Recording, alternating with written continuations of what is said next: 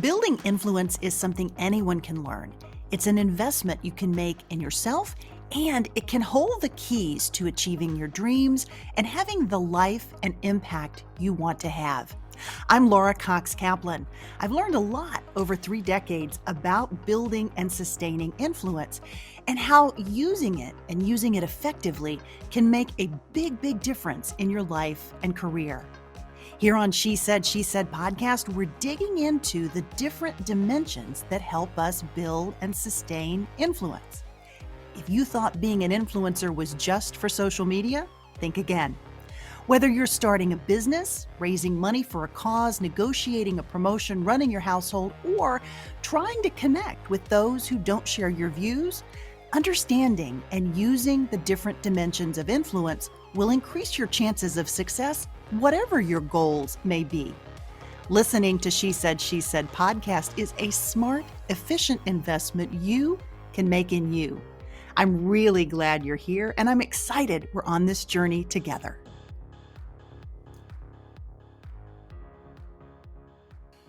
Hey friend, welcome to She Said podcast. Today we're talking about the power of effective connection, and specifically how to create smart, thoughtful strategies to help us build influence, achieve personal and professional objectives, and to live a happier, more engaged, and more connected existence. Now, you may be saying, wait, Laura, I already connect with people all the time. I'm sure that's true, but do you connect with them with the objective aimed at actually forging and deepening a relationship? And is connecting with people something that you benchmark along with other areas in your life that you measure? Now, for most of us, it's not. My guest today is Susan McPherson. Susan is the author of a terrific book called The Lost Art of Connecting, the Gather, Ask, Do method for building meaningful relationships. Now, friend, I really loved this conversation with Susan as well as her terrific book, and I think you will too. One reason is because Susan talks about the power of connecting as part of personal and professional growth objectives, and ones that we can actually measure and manage toward just like other benchmarks. And of course, as you know, things we measure tend to be the things that we pay the most attention to. Susan talks about in the book and in today's conversation about how making a genuine connection can spark learning, it reduces burnout, it spurs innovation, it creates a sense of purpose and well-being, and it also combats loneliness. For so many people, that has been especially present, particularly over the course of the last couple of years. Now, I would add that connection is also an essential component needed to build and sustain influence. In addition to being an author, Susan is also the founder of her company, McPherson Strategies. It's a communications consultancy that focuses on the intersection of brands and social impact. Susan is a prominent speaker, and she's also a regular contributor to the Harvard Business Review, Fast Company Magazine, Forbes, and many others. Before we jump into the conversation with Susan, though, I want to highlight just a few other areas that I want to draw your attention to. First, networking, because this is a topic we talk about a lot here at She Said podcast. Connecting and networking are not necessarily the same thing, but connection in the way that Susan discusses will no doubt make your networking efforts more successful. So that's a really good one to pay attention to. Number 2, the value Susan's approach has had in her own life and in her career, including how she built her business. Number 3, the role of doing our homework before we seek a connection. Number 4, the value of employing the simple question, what can I do to help? And number 5, if you're a fan of James Clear and his book, Atomic Habits, I think you'll hear much in this conversation with Susan that's reminiscent of the value of habits for changing behaviors. So with that, here is my conversation with Susan McPherson. Susan, welcome to She Said, She Said. Laura, I am super excited to be here. Thank you so much for this wonderful opportunity. Well, I'm so happy to have you, and I loved the book. I am really thrilled to talk to you this morning. This topic of connecting could not come at a better time, or maybe I should say reconnecting, because we are all still emerging from COVID. I'm so tired of hearing about it and talking about it, and yet it's still here. It's still a factor. But one of the things I would love for you to start with and address was why this book on connecting and why now? Why was this so important to you? Well, a lot of people, when they see the title, assume that I wrote it in response to the pandemic. Mm, But for anybody who has written a book, it's a long arc. I put forth the book proposal, I think, 5 years ago. So well before March of 2020.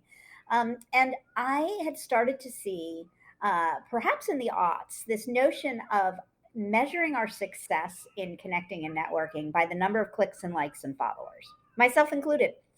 And that is transactional. That is not the impact that can happen when you are seriously making, or not even seriously, fun, frivolously making connections.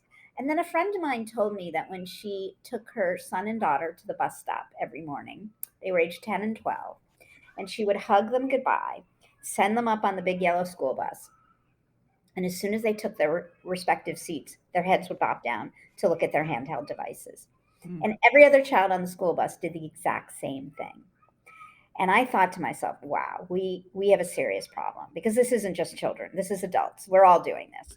And I'm not anti-technology by any stretch of the imagination. And if anything, I'm grateful for the technology that has allowed us to see each other during the pandemic through, Zoom or Microsoft Teams or Google Hangouts, what have you. But it started to weigh on me. And I had always realized for years that anything good that ever happened to me because of my connections. Mm. So that is one of the reasons, or many of the reasons, I put forth the book. And lastly, I founded my company at age 48, almost 9 years ago. Mm-hmm. And about 90% of our business has been inbound. So what that taught me, or showed me and demonstrated to me, that the people I met in my 20s, in my 30s, a good part of my 40s, have come back. Okay, maybe not directly to do business with us, Mm-hmm. but recommending us. So all that time and effort spent on connecting, taking meetings, making introductions, actually was a tremendously financially rewarding investment in time. Yeah, not to mention psychologically fulfilling as well. I mean, Oh, there's a psychic impact, there's an emotional and mental health impact. There's so many different dimensions to this topic, which I know we'll get into. But let's dig in, Susan, to the meat of the book. You break it down into three sections. Let's dig into these sections of the book and why you structured it this way. The first is gathering. What do you mean by gathering? well, the first person you gather with is the most important person in your life, and that is yourself. Mm, And you really do an intentional audit to find out what your superpowers are, what your secret sauces are, what your chief differentiating factors are. Because one of the underlying factors of the entire book is flipping connecting and networking on its head and leading with how can I be helpful to others mm, versus what we have traditionally thought when we've walked into rooms, what we can get. How can this person help me? How can this person get me that next thing? So, in other words, to be able to learn how to be helpful to others, you have to do that audit to find out what it is that you bring to the table. Also, in the gather phase, you think about who do you intentionally want to connect with or reconnect with that are going to help you meet your goals over the next, let's say, 1 year, 2 years, 4 years. And also during the gather phase, you think about how you're going to break that hermetically sealed bubble that so many of us live in, myself included, that we tend to attract people towards us who look like us, sound like right. us, same race, age, and color as us. Because if we don't break out of that, we don't expand, we don't learn anything new, we don't learn anything about ourselves. Mhm. So that is very much the gather phase. Once you do that, you go to the ask phase. And in the ask phase, you consciously think about the questions you're going to ask others so that you can find out what their hopes and dreams and goals are for the next 6 months, 1 year, 2 years. And if you listen very carefully when you make those asks, which many of us are woefully bad at doing, again, myself included. Then you can go to the do phase, which is my favorite place. And that's where you take everything you heard, you listened to, you made note of, and you become a person who follows through, follows up, becomes responsible and reliable and trustworthy, which quite frankly is the best place to be, right? Not Right. always. I mean, this is not, I'm not suggesting we do this every day for every moment of the rest of our lives, but I think it's something if we consciously and are intentionally thinking about, we can be much more successful in building meaningful connections. Yeah, I love that. So, so many people have, including the renowned behavioral psychologist Adam Grant, have described you personally as a super connector. Maybe talk about how you first learned this skill and how it became so fundamental to who you are. Well, back in the 60s, late late 60s, early 70s, when I was growing up in upstate New York, I was the child of two serial connectors using the technology at the time, the automobile, um, the rotary telephone that was attached to the wall, and a Right. scissors and a manual typewriter. But every morning at the breakfast table, I would vie for real estate for my bowl of cereal or cinnamon toast because my parents would have the five local newspapers plus yesterday's or the day before's New York Times and Boston Globe because they came via the mail. So they would come, a day or two late. Mhm. And they'd be clipping and cutting and then going to their respective typewriters and sending off short missives to people in their lives. Whether in my dad's case, he was a college professor at a women's college for almost 40 years. So he would have students and he would have their daughters and he would have their granddaughters. And over his entire career, he stayed in touch with them. And my mother did PR for various PBS stations. So she would be typing to journalists, to colleagues, to family, to relatives. And every morning there would be this stack of envelopes that would go out into the US postal mail. And I assumed everybody's parents did that. So that was embedded in me. Also embedded in me, and maybe because my dad was such a learner, was this notion of every single person is a conduit to something else, to Mm. someone else, to something that we're going to learn. So they embedded in me this sense of curiosity, but also this notion that no matter who someone is, they're deserving of our interest, our compassion, our kindness, and our curiosity. And that has stayed with me all these years later. I love meeting people. And the beautiful thing is, we don't know what we don't know. Just because somebody has a particular role at a company or a nonprofit or a restaurant doesn't mean that person cannot be of interest. And we just don't know what we don't know. And thankfully so, because that's what makes life exciting. Yeah. Um, and then I got my first fax machine at the end of the late 80s, early 90s. And I was like a kid in a candy store because all of a sudden I could clip articles and I didn't have to go to the manual typewriter, the whole thing. And then, of course, the internet happened and then social media. So it's been looking back now at the last 30 years, these technology tools have enabled us to be much better connectors, but it's Mhm. also enabled us to be less intentional, right? Right. You can whip off a note on a social media platform and it can be harmful. So Mhm. I want to take back the humanity. I'm not saying do away with technology. Mhm. And in 2007, I went away with seven girlfriends, and the goal of that weekend was to deliberately create and articulate our elevator speeches, or what now I call our superpowers. And that was kind of at that beginning of when it became really important. If you walked in a room, you basically very succinctly were able to say, who you are and, kind of what what your benefits are that you bring to the table. And it was that weekend that I actually had the guts to be able to say, because I was with seven girlfriends, "Hi, I'm Susan McPherson, and I'm a serial connector." And then, of course, I wanted to pee in my pants because it sounded so ridiculous. Now, But why was that so hard? Because that was clearly, right, something that was core. This was really core to you, and it was part of your, I mean, in some respects, probably part of your DNA, but it was yeah, certainly part of your socialization, yeah, right? Because of the example that your parents set. So why was it so hard for you to embrace something that honestly seems pretty obvious? I think because there wasn't a role that I had already seen that someone had said, right? Like Mm, somebody says, I'm, a teacher, or I'm an excellent teacher, or I'm a Right. serial entrepreneur. Like those are terms that I had heard, but it's not like you can like I hadn't even thought about what the ramifications are for it. Right. Um, It's not a profession, right? It's not a Right, lawyer, a exactly, doctor, a teacher, exactly, exactly. Just, what you normally say when you're like, "Hi, Mhm. I'm blah, blah, blah, blah, blah." But then 16 years later, I wrote the book on it. So in Yeah. some ways, it's that self-fulfilling prophecy if you put it out there. But I talk in the book about, this when you're on the journey to find out what your superpowers are, one of the best ways to do so is to ask your loved ones, ask the people that care about you. Let's go back to social media for a moment because I know you're a fan and you use it very creatively, but let's talk about maybe some specific ways that our listener can really utilize social media for a more impactful connection. It Mhm. doesn't have to be negative. In fact, it can be incredibly positive, but let's talk about what some of those examples might look like. Well, first and foremost, listen.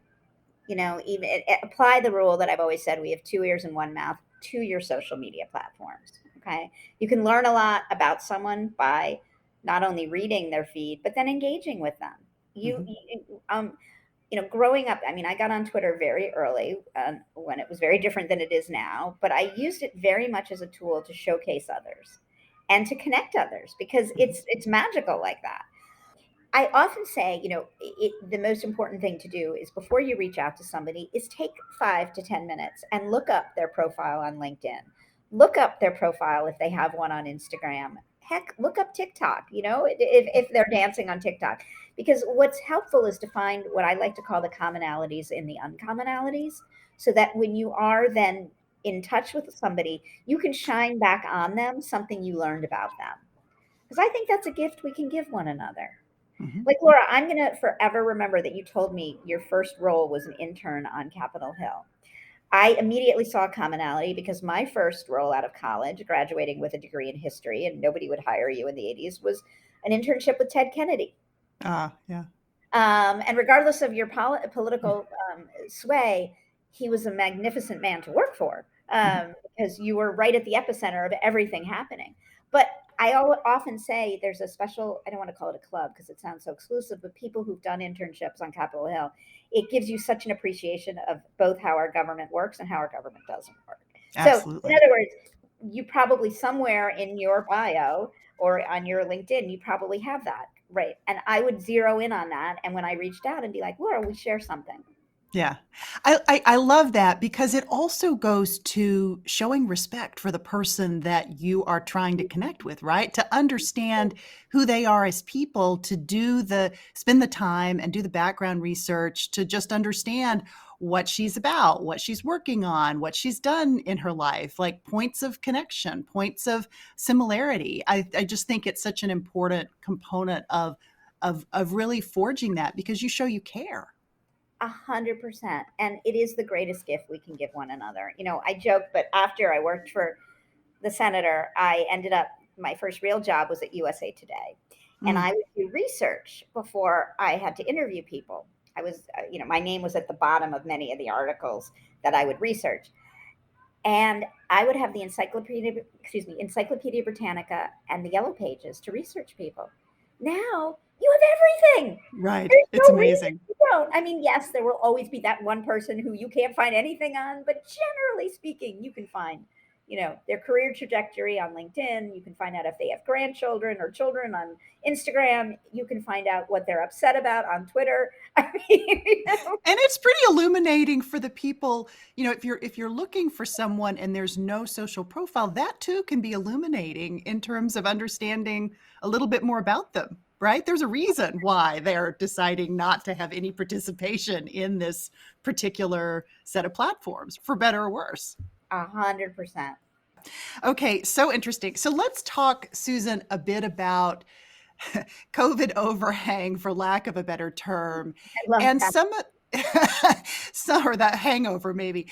Some of the challenges that organizations continue to have as we've gone back to work to one degree or another. Some organizations are still hybrid. This tends to be something that for tenured employees is much easier to manage than for somebody who's just entering the workforce. So, maybe advice for how to strike that balance and how to really connect, especially with younger employees who may be just getting their start. They don't have connections, they don't have opportunities to interact other than through technology, perhaps. I mean, again, there's just a range, a world of differences that organizations are sort of grappling with.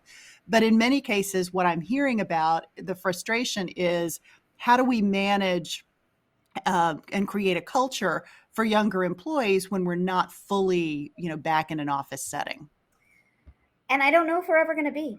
Mm-hmm. I think this is a new future rather than recreating the past. First and foremost, for listeners who are managing people or leaders in their organization, the onus is on you.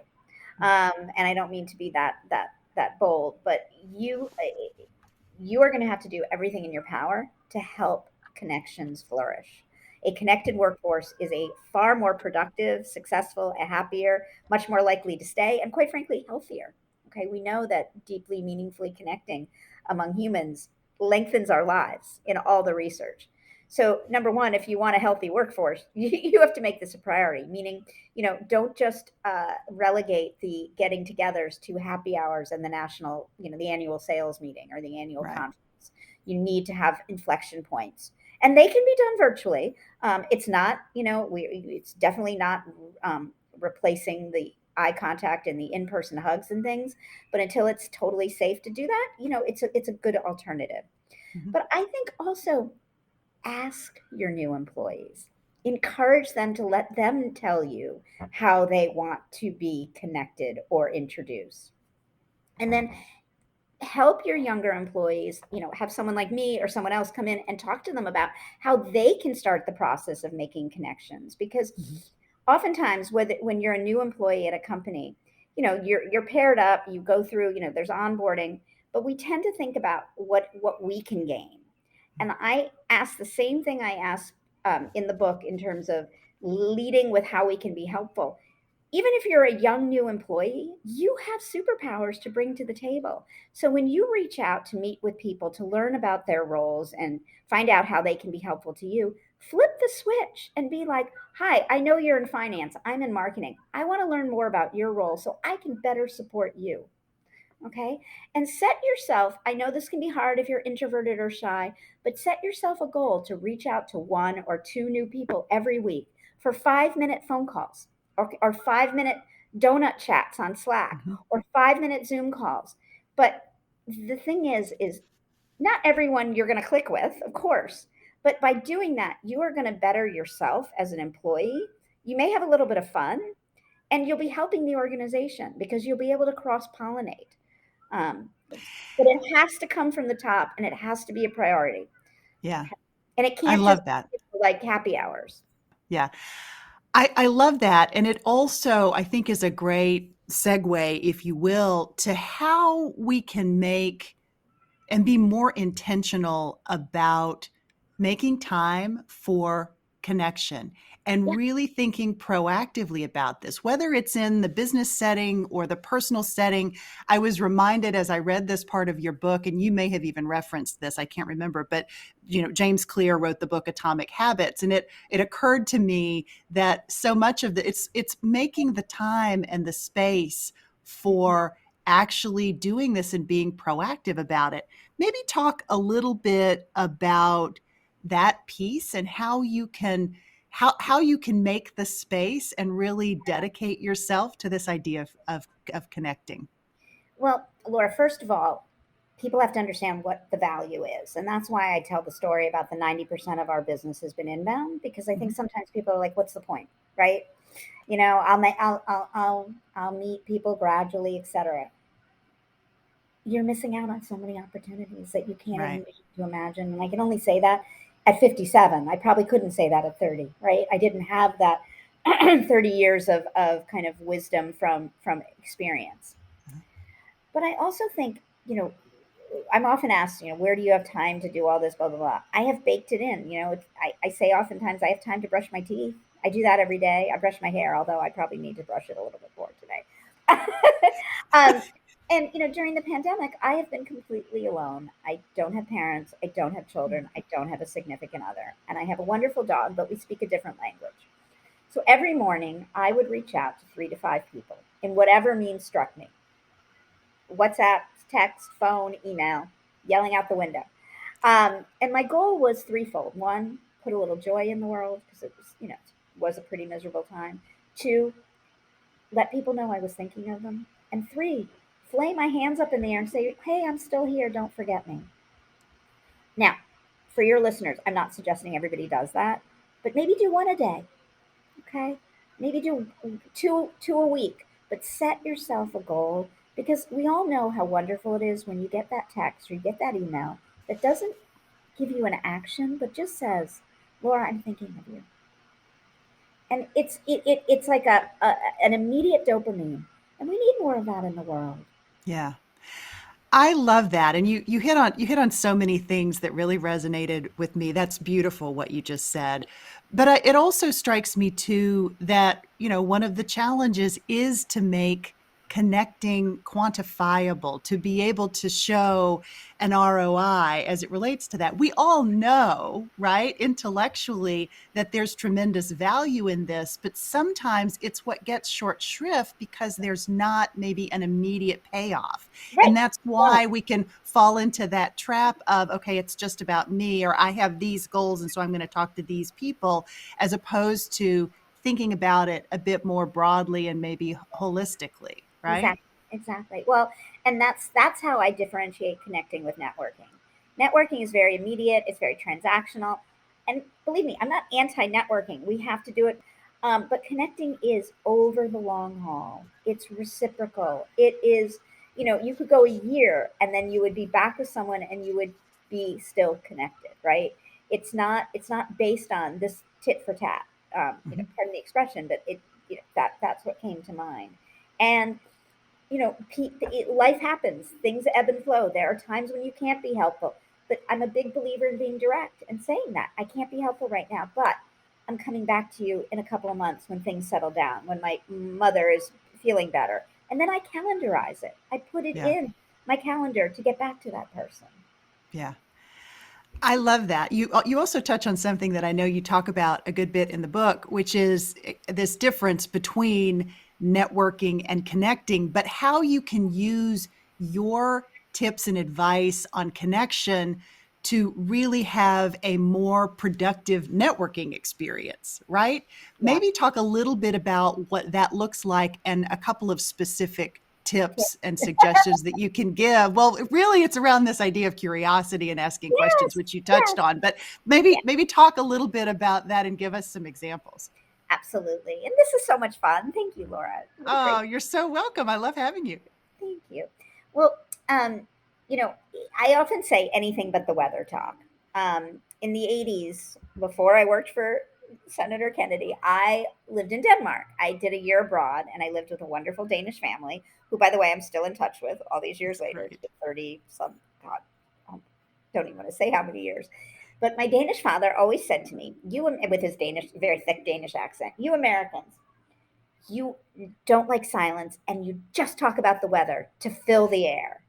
And oh my God, Laura, all these years later, long before Zoom chats, we'd be on conference calls waiting for the host. Guess what people talk about? Oh yeah.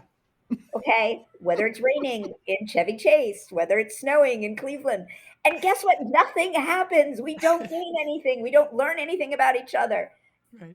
So I learned to start with icebreakers or asking questions that might just elicit a little more information, but also the onus is on us to also share a little bit more information. Now, I'm not, I want to segue to one quick important point, and that is not everyone feels safe sharing. And I get that. And this goes back to what I was mentioning earlier about having, you know, leadership at the organization helping people feel comfortable.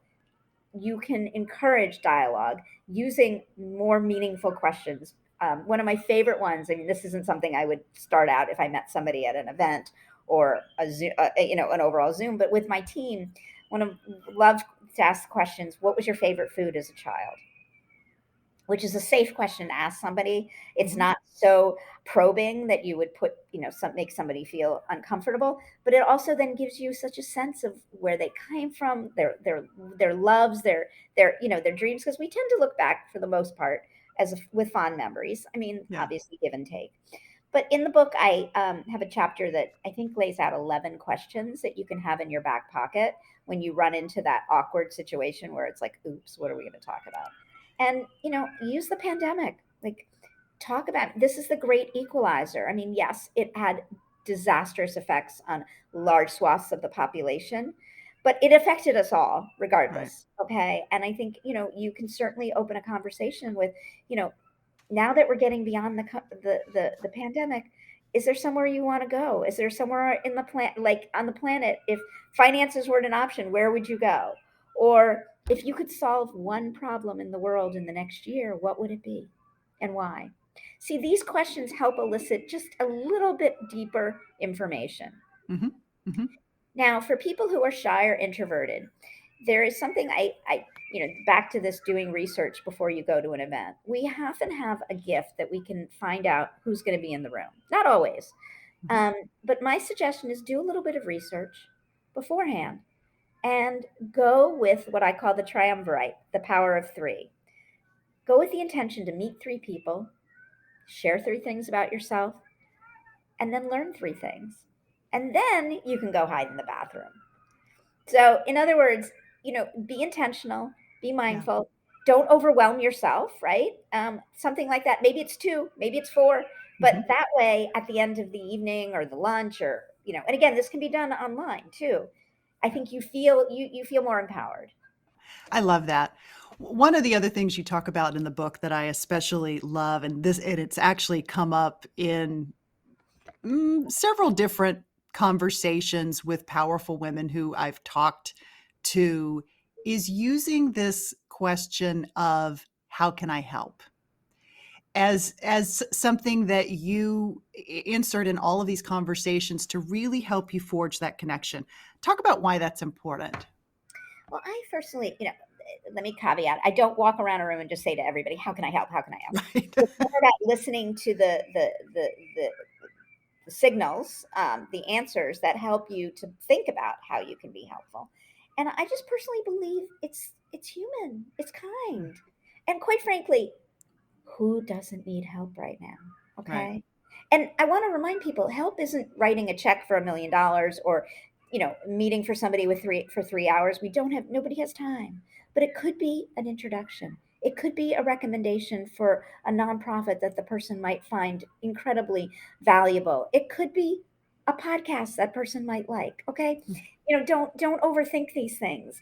I liken it to almost the breadcrumbs over time. It's little things you do along the way, or if we flip the switch, little asks we make along the way, because Mhm. it's a heck of a lot easier to ask for help when you've been helpful yourself. Absolutely. Let's talk a little bit about the flip side of asking for help Yeah. and how the act of asking can actually be helpful in terms of forging a relationship. Maybe talk a little bit about that. Well, I call it the 5 minute ask, and that is how you, over time. And again, remember, this isn't immediate. I mean, sometimes it can be, but this is over the long haul. You build interest in your endeavors with others by keeping them posted on things that you're doing and making small asks along the way, as opposed to making the huge ask right up front. All right, we all know what that is likened to, right? If I equate it to the dating world, right? And Right. it's much better if you get, again, back to that analogy of the breadcrumbs. If people have an engaged interest in what you're doing, they are much more likely to respond. I'm also a big believer, because I know how hard it is for many of us to ask for help, is give people choices. In other words, it doesn't have to be just one, because then I do believe it increases your risk, excuse me, of being ghosted, right? You get Mhm. an ask, you receive it, you're like, I can't do that. So it's much easier to hit delete than to respond and say, you know what, Laura, just can't do that right now. But Yeah. instead, if you were to say, I'm working on this initiative, um, I would love if you might be able to help in one of the three following ways. Therefore, it gives the person choices, which again, I'm not going to guarantee the person's going to respond, but it's much more likely that they do. That's excellent, excellent advice.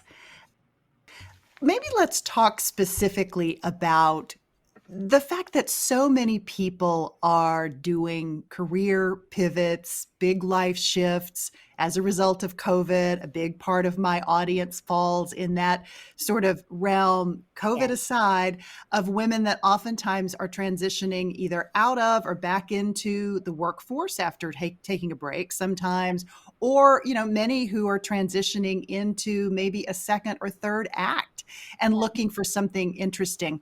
When we reach out to someone for help around getting ideas and kind of fine tuning what we might want to do, maybe perspective on how to make those interactions as impactful as possible so that you're not just getting information, but you're actually forging a relationship with the person potentially. sure. Well, not to sound like a broken record, but do your research. Yeah. Find some commonality or find some way you can be helpful to them. Because if we are career switching, moving into a new endeavor, we're going to need help. But if we lead with, "Hi, can I pick your brain? I want to get into this." That's an immediate kind of turnoff. Mhm. Look, everybody's going to do it a few times, but I think if you can lead with some way you can be helpful to that person, whether it's, "Hi, I noticed you just got a promotion, and I happen to know somebody who is looking to go work for your company, and I'd be happy to make an intro. And oh, by the way, I am also looking to get into your field." See what I'm saying? I mean, I'm being kind of silly. Make it more about the other person than the me. Mhm. I think your chances again of the person being responsive and open. I also think it can be very direct. Maybe state, "I understand how busy you are. Um, maybe you don't have time for a meeting, but maybe we can have a 7 to 10 minute phone call, and I can send you the questions ahead of time." Right? Like, do it, make it so it's easier for the other person. And I don't want to overwhelm people to think you have to go through all these hoopalas, but if you're reaching out to somebody cold, it's definitely gonna increase the chances that that meeting's ever gonna even happen. I Yeah. also, again, we have so many resources at our disposal to do research before we reach out. The week of my book launch, which was last early April 2021, I had you know, I'm very open to meeting with people, and oftentimes, I try to. I mean, I know we all are going 1,000 miles a minute. But you mentioned Adam Grant in his first book. He talked about actually being more efficient by accepting meetings because it made him manage his time better. And but I received a note that week, and it was a big week. There was a lot going on. There were a lot of interviews, etc. And lovely, a woman emailed and said, "Dear Susan, I heard you speak a couple of years ago at XXX conference. I'm just finishing my MBA, and I want to pick your brain about blah blah blah." Now, I am nobody famous, but had she just maybe said, "Congratulations on your book. Is there anything I Right. can do to be helpful?" It would have been a much better moment, right? Sure. And I thought about it, and I thought about it, and I thought about it, and I wrote her back, and I said, "Thank you for reaching out. Appreciate you. I want to offer you some positive, constructive feedback." I can't believe I did this. My late father like jumped into my head. But I said, "I launched a book this week. My schedule is really crazy, but in the future, may I suggest you do, the following?" And she wrote me back and thanked me, etc. And we eventually met. But again, I want to caveat this, that I'm not like, "Oh, I needed this whole kind of, you know, stroking my ego." It wasn't anything like that. But I think it was a teachable moment where Right. she could have done it in a different way than I think would have been much more positive. Only Yeah. that week. I mean, next week, the book launch is done. Whatever. Right.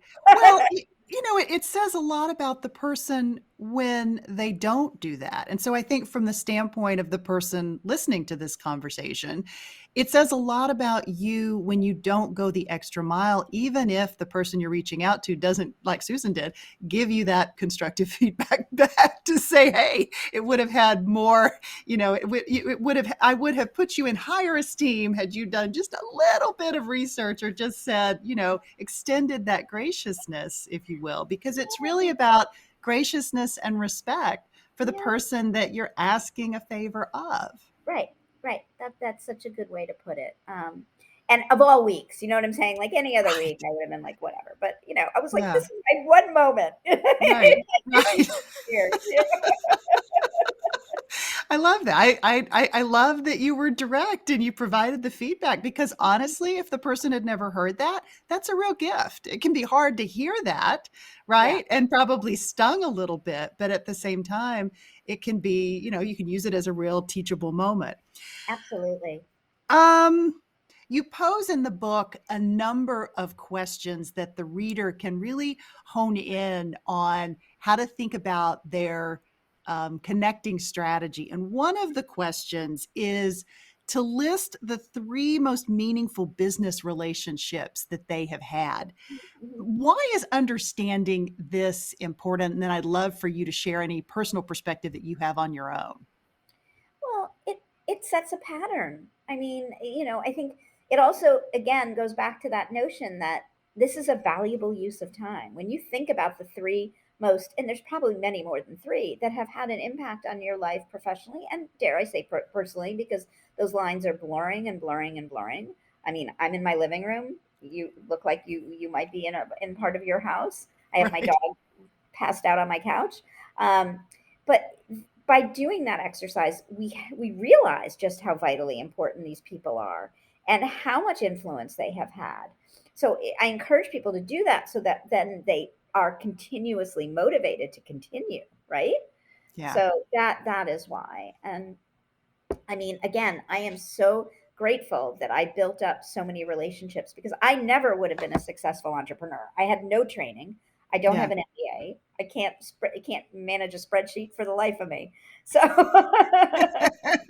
Can we shift and talk a little bit about your career journey? You yeah. talked a bit about starting at USA Today.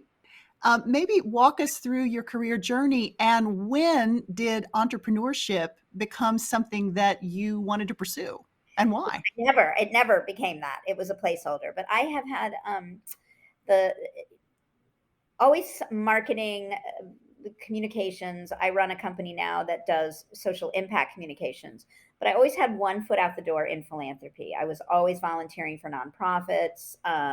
And then as I became more senior, I was able to join the boards of some nonprofits, which really helped me see this whole notion of corporate social impact, where companies would be stepping up with employee volunteering programs, et cetera. But I was at USA Today for 4 years on the editorial side. The last year, I moved on to the marketing side. I was in my mid 20s. And then I joined a company called PR Newswire, and I was with PR Newswire all total 17 years. Oh, Uh, wow. but I had a 5 year stint in the middle where I went to a technology company, Concur Technologies. Then I went back and I was with PR Newswire another 8 years. But again, always when I wasn't at my J job or night, we were always working around the clock, but I would end up, volunteering, serving on boards.